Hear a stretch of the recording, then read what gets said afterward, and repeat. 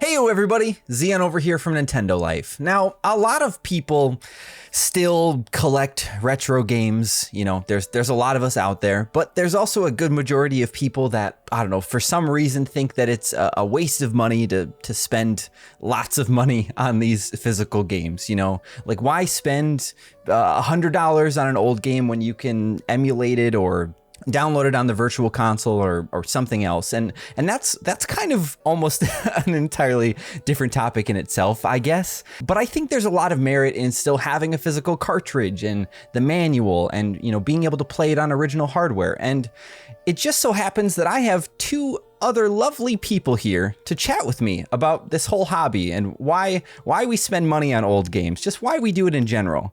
Alex, the man, the myth, the missing no himself, why don't you say hello? No. Oh no. Well, I'm going to say Bibble instead. Okay. Oh, I thought you were going to say Bibble. What's Bibble? Is Bibble nothing? Bibble. There we go. John, are you there? Would you like to try this? Sorry. I am here. I'm here. You can't emulate me. I go for the high price of £20. But you were 99 cents only the other day. Yeah, I was inflated. That's what happened. Remember, I bought him out. I bought him out and the price went up. That's very true. Very true. So guys, retro games, right? Especially in a lot of my videos, sometimes people will look at them and be like, oh, this guy, he just buys all the games that he can. He doesn't even play him at all. He's just showing them off in the background of his videos, blah, blah, blah. And you know, that's not true. It gives a reason to help me buy games. So I suppose for me, the biggest reason, and I think it goes pretty much the same for you guys as well. Oh, don't assume, Mr. Xeon. I could collect them because I like to wash them. Make a house out of them. I'm pretty confident about this assumption here. I mean, I do actually like to clean old games. I think the big reason why we collect these games is just because we love games, just, you know, plain and simple. For me, especially, like, a lot of the games that I try to collect now are just games that I, like, played as a kid, whether it was that I rented it once from the Piggly Wiggly grocery store down the street, or I borrowed it from a friend, or I read about it in GamePro or Nintendo Power, or, you know, saw a review for it on G4, who knows, you know. But for me, I think that's a big reason why I collect these games, is just because, you know, I wish I had them as a kid, or I still want to go back and play them now. But I feel like, you know, the easy answer to that is just that we just love games. That was the assuming part, Alex. Well, I think, okay, fair enough. You can assume that I do enjoy games. Otherwise, I'm very much in the wrong line of work. Yeah. But yeah, I think for me, I generally, when I buy retro games, I buy them because I actively want to play them. That is not 100% the case. Like, there are a few occasions, like I've got a copy of Diddy Kong Racing that I've literally never played. I never owned the game when I was younger. I borrowed it from friends and things like that and played it at friends' houses, but I never actually owned it. And I just happened to see it once in a local retro game shop, and I was like, you know what? I want Diddy Kong Racing. And it wasn't super expensive or anything like that, but I wanted it. So I bought it. And yeah, I haven't played it. I do want to play it though. I think the problem is that with so many retro games, there is a degree of convenience that just isn't there for a lot of systems. I'm slowly getting there with other systems, but the N64, it's still not super simple to just plug it in and play, you know? Sure. Diddy Kong Racing, that's a great game to just have. I don't know if it's on the virtual console. I mean, it's definitely not on Switch. And if if you didn't buy it now, maybe it would be crazy expensive come a few years down the road. And because maybe there would be no other way to play the game beyond emulating it, which is a sticky subject in itself. I think also with Diddy Kong Racing, there are issues with licensing because it's got characters like Banjo in it. And I know Banjo's in Smash, but, right, you know, is it really worth going through all the rigmarole of licensing and things like that just for Diddy Kong Racing? I mean, I would say yes, but I really like Diddy Kong Racing. Yeah, a lot of my retro experience came from the virtual console, because growing up I was on the PlayStation side rather than Nintendo, until the Wii era. So all my NES and Super Nintendo and N64, that all came from the Wii, and like even TurboGrafx, like stuff like Bonk's Adventure. And so when I got a bit older and got my first part-time job, I was just kind of in college with all this disposable income.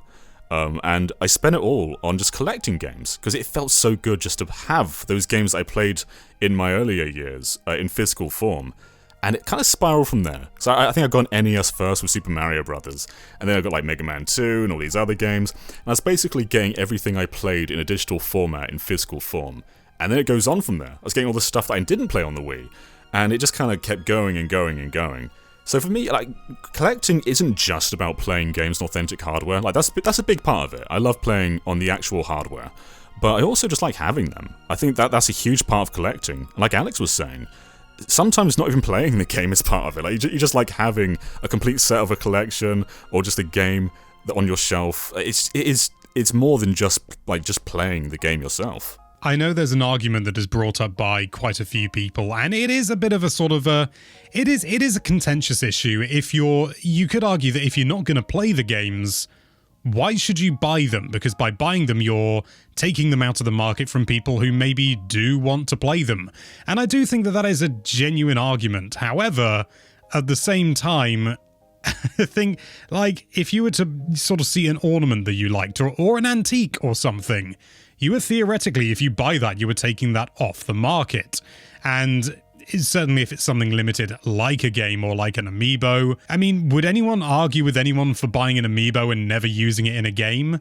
I know it's not quite the same argument per se, but I don't know. I think as long as you're not hoarding them just for the sake of collecting them and then maybe reselling them, or just hoarding a load of copies to bump up the price and then reselling them, I think as long as you're reasonable with it, I don't see any great harm in just buying to collect. Yeah, there's still a joy in that. Like, playing them can give you a joy too, but just having it as well, having a big collection.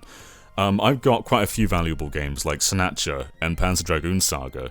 I'm not always playing them. Like, I've definitely played through them like 1 or 2 times, but it's not something I'm always at. Does that mean I'm not giving the game the value it deserves? I don't think so. I enjoy just having them. Yeah, and you bring up a good point too, because sometimes I feel like a little bad about having so many games as well and not being able to play them. Like, I actually have ever since I did that backlog video like a year and a half or however long ago it was, I made a physical stack of just, I guess not all retro games, but there's some PS4 and Switch games on it, and I keep it in my room here, and it just kind of taunts me whenever I have like some free time or whenever I've just finished a game or whatever.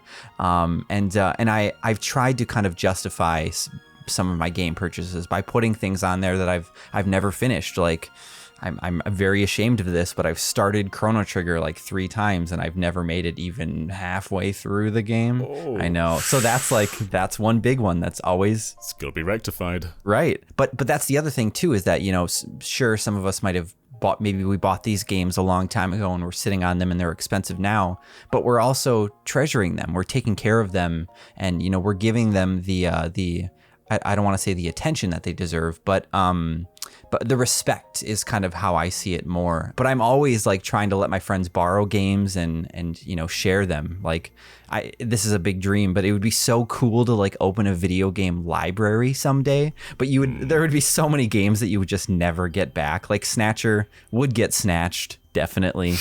Just because of how expensive they are, you know. I don't know how you would ever find a workaround for that, but yeah, it's almost kind of like we have our own little like personal libraries, or like for me also, it's kind of like a memory bank too. Like, I don't ever have to try to remember. Well, I mean, I do have to try to remember the games that I enjoy, but having them on the shelf makes it so easy for me to be like, oh yeah, like I love that game.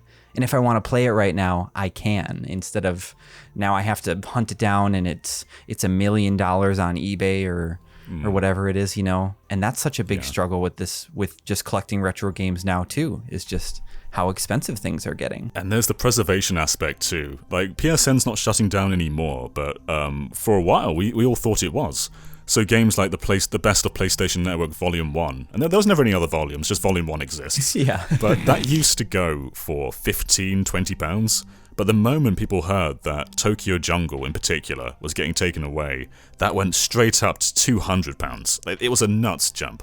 but people just want to have something forever. And when you buy something digital, there's always a chance that the stores can be taken away, or your console's going to malfunction and you'll lose the game, or your account's going to get locked. Like, that stuff it's always a looming presence.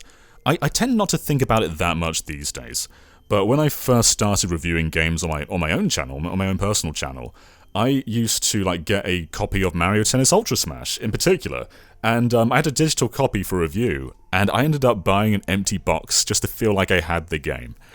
I grew out of that habit slowly, but I still do it sometimes. Like, sometimes I get a review copy and end up getting a special edition and giving away the cartridge to a friend or something. But I just want the box, especially with things like Zelda. I can't not have a physical Zelda. But that's more of a me problem. It's interesting because I do think the fear of games and, well, anything else really disappearing is a genuine thing, and I'm guilty of it myself. Not so much with games, but just with my film and TV collection. I'm in the habit now of just ripping all my discs, putting the discs into storage, and just viewing them. I mean, it's more convenient to do it that way. To just watch them from, a standard UI.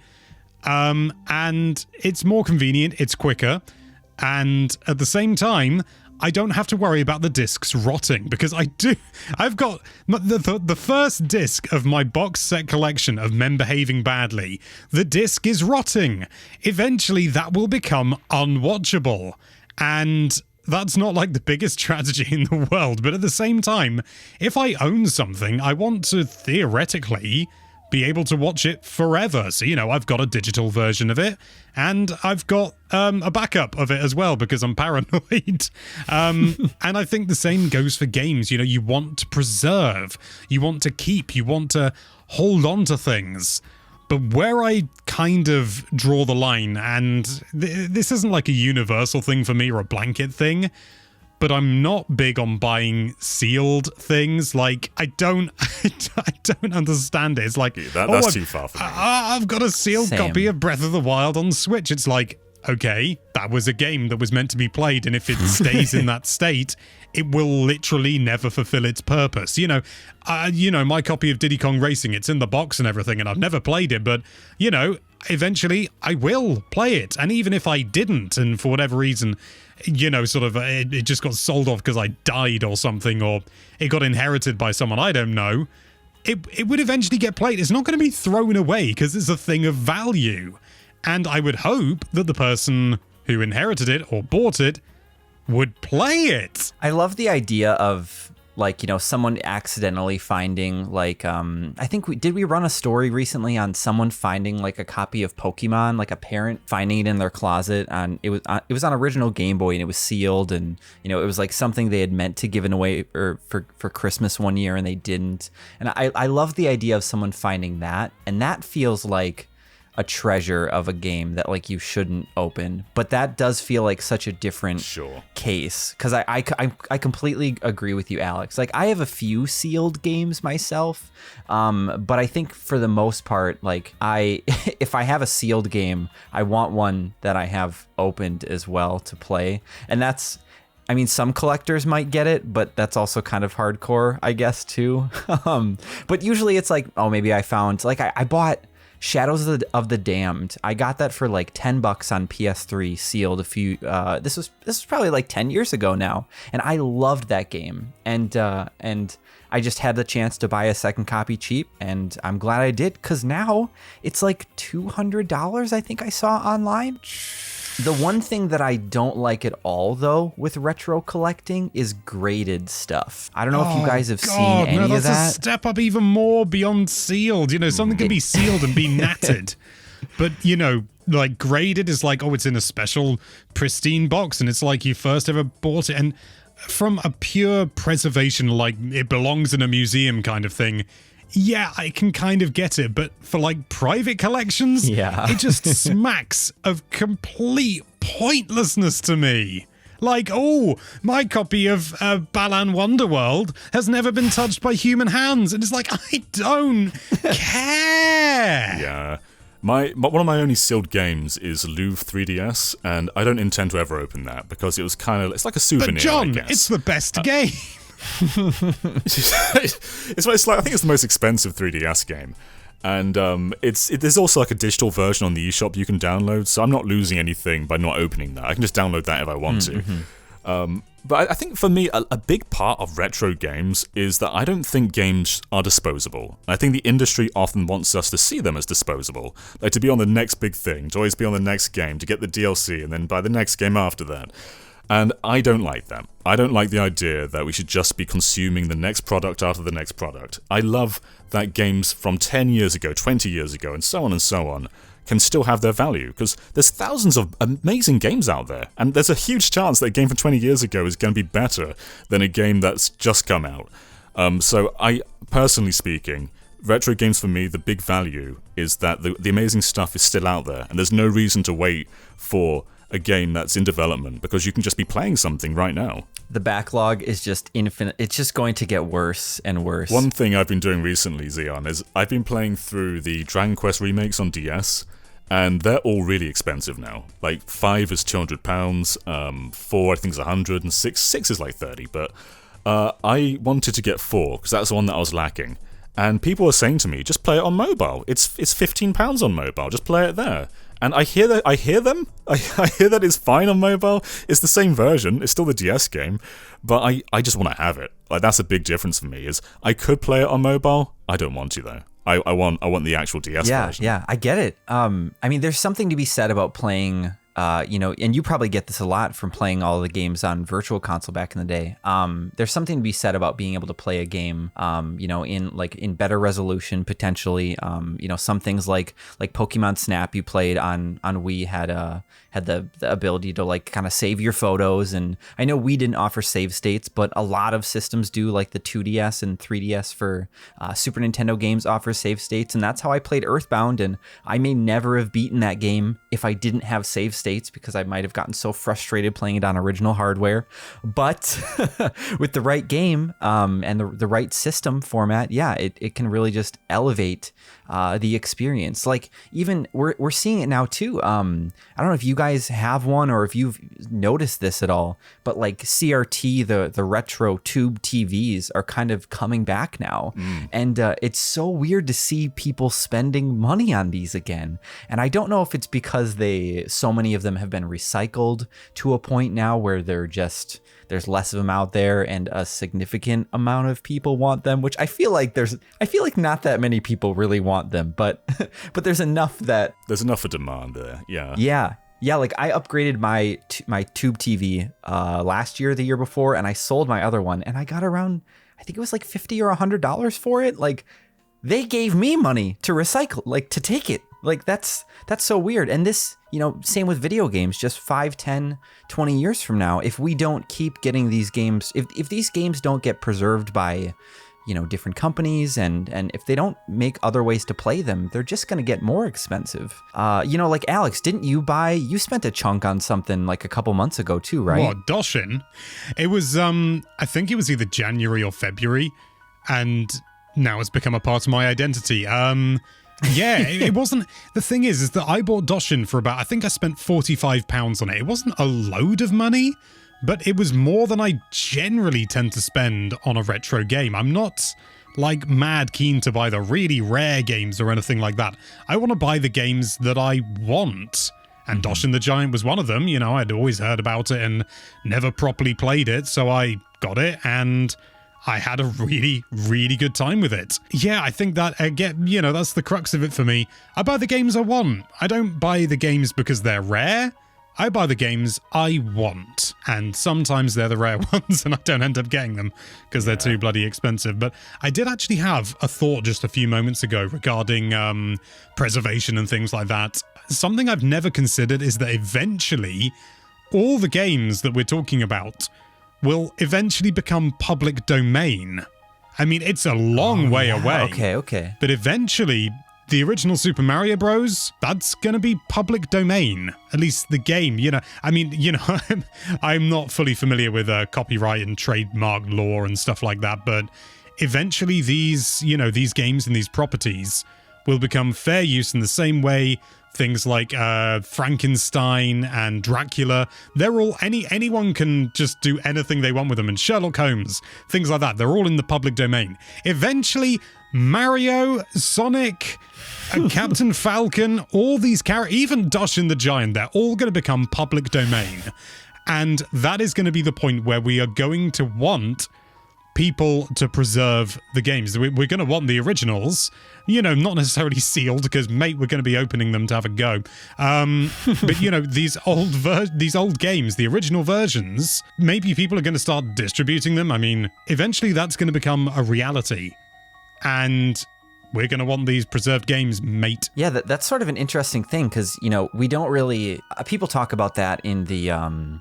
in the space of movies and music. Like, I think recently Batman, or maybe I'm thinking of Mickey Mouse. One of those is up for that in the next 5 or 10 years. I thought I'm not very knowledgeable on this topic. My buddy Josh is like, he knows way more than I do, and I've learned some from him. I imagine it's gonna be Mickey Mouse, because it's always Disney that keeps lobbying to have the law changed so that it becomes longer and longer, so they can keep just, having a monopoly on Mickey Mouse, despite him being arse-old.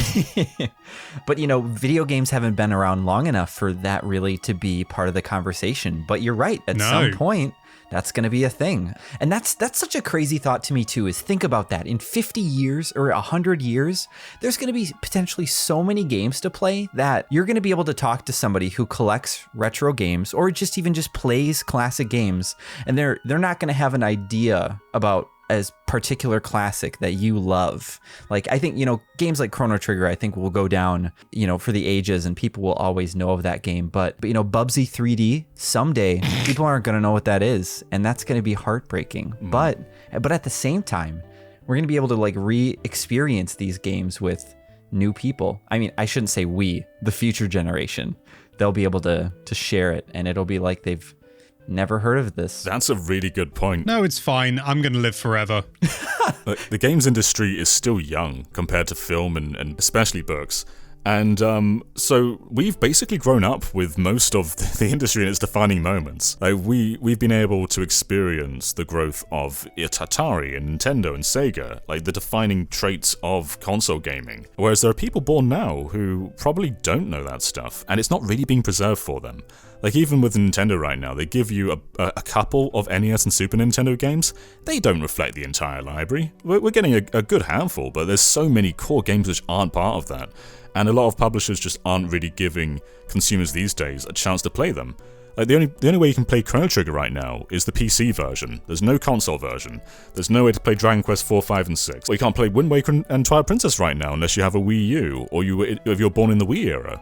But even the Wii is coming up to being, 15 years old? Yeah, I feel like as these generations of people, I know I've talked with you guys about this before, but, as the Wii generation, as they get steady jobs and have disposable incomes, I feel like those games are going to be scooped up by people that grew up with them and, remembered them and want to play them again. I'm definitely guilty of that. Like, nostalgia, it's kind of like a succubus for me. Can I say that? You can say succubus. All right, okay. Just slap a teen rating on it and we're fine, right? I know GameCube is getting a lot of hype around prices surging, but DS is going up there too. Yeah. The Nintendo stuff is still pretty common, like Brain Age and Nintendogs, they're worth nothing. But when you go further into the library, especially the third-party stuff, like the RPGs and the visual novels, there's so many games over £100, tons in the £200 category. I'd say it's worse than GameCube right now. It's just getting higher and higher and higher. And it's a younger system too, but it seems the nostalgia is just gripping DS right now. Ghost Trick on DS, for example. I wanted to buy that game for so long, and I think I played the demo on iOS or something. Actually, I think I've talked about this on the channel before. But now it's like over $100 here in the US. And I wish I would have bought it back in the day. Obviously, you can't have everything, and that's fine. But it's sort of deflating to see a game that you've always wanted to play and have the only option be emulate it, or to buy the physical version and not, not have another way to, like, I would love to give Capcom money to play that game on Switch or something, or, just some means. And it doesn't seem like that's possible. Please. And when companies don't let us do that, I think that's kind of what makes, retro games more valuable to us, right? Because then, like I think we kind of all maybe would share this sentiment if we thought about it, but I dream someday of like being able to like kick it back and just like play video games as, like my entire hobby. Like I clean up my yard, I do the dishes, I take my dog for a walk, and then I come home and I play 4 hours of a game, and then I have dinner with my loved one, and then I go to bed. You're just looking forward to retirement, basically, aren't you? Yeah, but I'm looking forward to retirement with these games, potentially. See, you're like 20, but you're it's like okay. 28. I love playing games, and that's all I just I just want to get to a point in life where I can just that's it. God, when you get as old as me, you'll understand. I'm 29. You're like a half a year older than me or something. Let's not talk about John. John's 14. I think we have hit quite an interesting point though. The question in the title, why do we buy retro games? The answer is because eventually they'll be public domain and people will be looking to idiots like us and go, hey, Alex, where's Doshin the Giant? And old me is going to go, here it is, Sonny. And I will be paraded through the town as a hero. That's why I buy retro games. I appreciate that you gave yourself an old man voice as well. I was like... It wasn't a very good old man voice, though. But you did it. You did it. We can't choose them. They come to us. You can pick your nose, though. It's funny you say that, though. I do actually kind of have a dream of someday, like, having a garage sale and, like, selling off a bunch of my games and, like, having, like, a kid run up and be like, whoa, Mom, look it. He has... Give me a sec. Let me look at the shelf quick. And he has Boktai on the Game Boy Advance. That's the game that uses the solar panel. You can only play it in the sun. Mom, oh no, it's $500. And then I just like, I look at, and I pull out the receipt because I still have the receipt in the box, and I realize I paid like $30 for it, and I go, Sonny, you can just have this. And then he walks away, and he maybe never plays it because he has Fortnite 67 on his Xbox 720 because Microsoft finally decided to do it. I mean, to be fair, if you've got an original GBA, you can only play any of them in direct sunlight. That's a good point. That's true. I don't know what my collection's going to amount to, because I don't feel like I'm going to sell this, because I love games. I love being passionate about them, and my passion goes beyond playing them. I love just having a collection. I'm disappointed that my Vita collection's quite small, because I'd love to have more Vita games, if only just to have them. And they all have like memories with them too. Like when I was younger, I would sell my games all the time to afford new ones, and then I'd be like, oh, I miss having that game because I have all these memories attached to them. So even if I don't play them again, just looking at them just reminds me of the times I had, and I don't think that's something that I want to part with. I sold Super Mario 64 DS and other games in order to buy the limited edition version of Fable 3. It's never worth selling your old games. Oh, no. What a decision. I was young and foolish and still very handsome. You spent extra money. You could have kept a couple games maybe and bought the regular version of Fable 3, but Yeah, but I wanted I don't know, whatever's in the special edition. It comes in something that looks a bit like a book and feels like just like that horrible old fake leather that people put on things to make it feel more expensive, but it just makes it feel cheap. There is a coin in it though, which is quite fun. It's okay. I mean, we live in different times, and if you didn't play Fable 3 back then, you wouldn't have known if it was good or not. It's not. You took a leap of faith. It's not good. Yeah, it's not great. It's not awful, but it's like Fable 2. Wow, that was really, really good. Fable 3. Oh, it's not even as good. Not tremendously relevant. Because, oh my god, is Fable 2 a retro game? I think so. You know, this is another discussion. For me personally, I always consider retro to end at the early 3D era, like PlayStation, N64, and Saturn, maybe Dreamcast. That's where retro ends for me, and I think that's always where it's going to end. I think retro is a mindset of game development rather than in age. But like, in the Wii era, I considered NES retro. I don't consider Wii retro now, even though it's around the same age as NES was then. I think it's even older than NES was then. Oh God, don't say that. But yeah, it's a spiral. You do bring up a good point too, John, that I kind of wanted to touch on just super quick. But I have, personally for me, I have a lot of memories with certain games. Like my mom and I, we played a lot of video games together when I was a kid, and we would go to the local Piggly Wiggly grocery store, and we would rent just, I don't know, the most random stuff. Like that was where I first played Bubsy, and I loved it as a kid. And now I've gone back and played it, and like the scrolling of the backgrounds, or the fact that I can't remember, the background doesn't move with you. There's just something weird about it that just, it's somewhat nauseating. And you know, we played Tetrisphere on the N64, the like 3D Tetris game. Oh, I love Tetrisphere. Right. And, you know, there's so many games that I just have memories with that even just, you know, kind of like what you guys said, like just even if I don't play them, like looking at them and holding them and like thinking about maybe playing them, or even just having the ability to play them is the most important thing to me. Like I don't collect games because they're expensive. You know, I know these games are going to outlive me, and so someday I know that I will have to pass them on to someone, hopefully that won't sell them, or if they do, just use it for your college tuition or something good. But you know, I know these games aren't going to be with me forever. But yeah, I collect games because I just love them. I feel like we could still talk about this topic forever, but now is probably a good time to stop.